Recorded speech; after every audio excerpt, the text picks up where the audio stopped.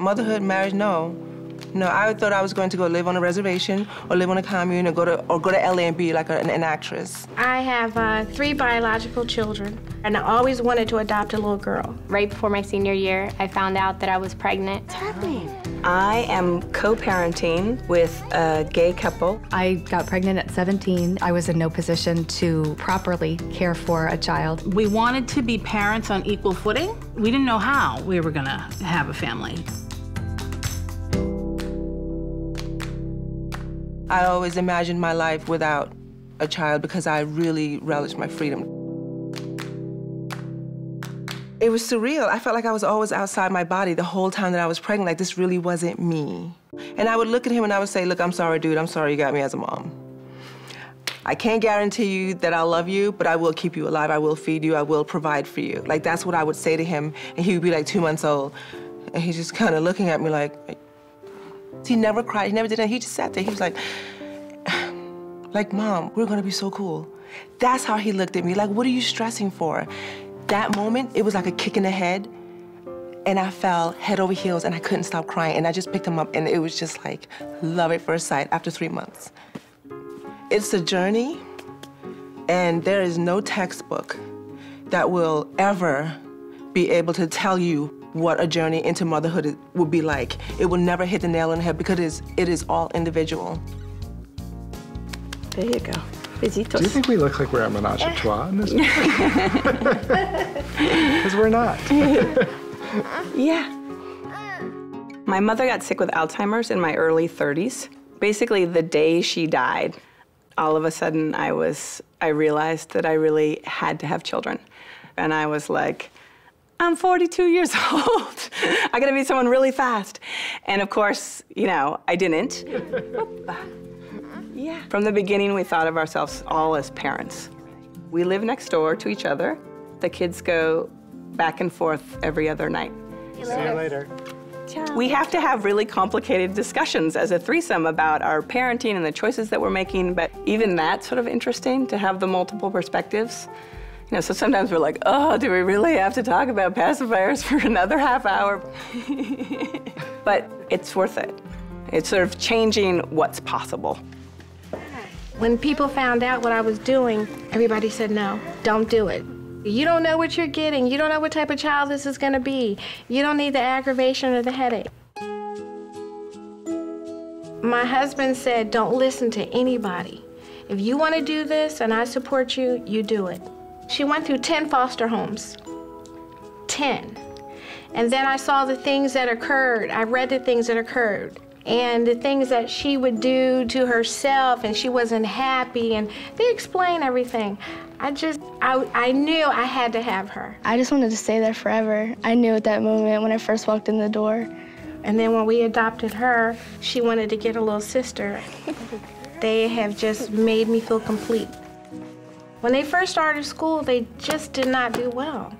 And now to see her on the honor roll every semester, getting letters of recommendation, and it makes me so proud. Are you smiling? Got a good one. Oh, good. Oh. Our family doesn't look like the average family walking down the street. Number one, we have 2 moms. Number 2, you know, our skin colors don't match. We realized that there were so many kids in the United States who needed families, and we didn't care race, you know, anything. We just wanted children. George X, the man of the house, all these women, right? We've talked openly about adoption since they were born. We documented their story so that we can go back and show them the moment you were born at the hospital. Here's your birth mother. This is what she wrote to you. This is what we've documented that, and we have gone over that so many times that. Yeah, they don't ask a lot. 'Cause sometimes my son will say, you know, I grew in another woman's tummy, and I say, yes, you did. And then, you know, God helped her find us, and that's how we all became a family. Of course they can. Anyone who's gone through adoption, I think, would say it's a really beautiful experience. My sweet girl. I got pregnant at 17, very unexpectedly. The counselor that I had, she had me write what she called sort of a wish list. If I could pick the perfect couple for my child, what would I want? I looked through probably 15 or 20 different photo albums, and it was the very first one that I looked through that sort of stuck with me. And that's the family that I ended up choosing. This is a shot of Matt at his 8th grade graduation with his parents, Lynn and Fred. Knowing that he was in and was raised by this wonderful family really was very healing and made you feel a little less alone and a little less out of the picture. I know what being a young parent does to you. And I know how much it takes away from you. And that was the one thing that I didn't want my girls to go through. I was 17 when I got pregnant. When I was about 5 months pregnant, my mom was worried, like she knew that something was up in the house. And then one day, I was just like, I have to tell her. I have to tell my mom. I was in the bathtub and I called her to the bathroom and I was crying. And I was like, I have to tell you something. And my stomach kind of just dropped. Because son is an honor student. She's always been straight A's, gifted and talented classes. So we cried a lot. Yeah, I felt like I was like a huge disappointment. Yeah, but she wasn't. You think you're losing out on so much, and at the time it felt like I had lost when I've gained so much more. I think my mom's amazing. She's a great mom. I mean, she always says, I can give you everything, but I can't do the work for you. And she has. She's given me everything that I need. I love my mom with all my heart.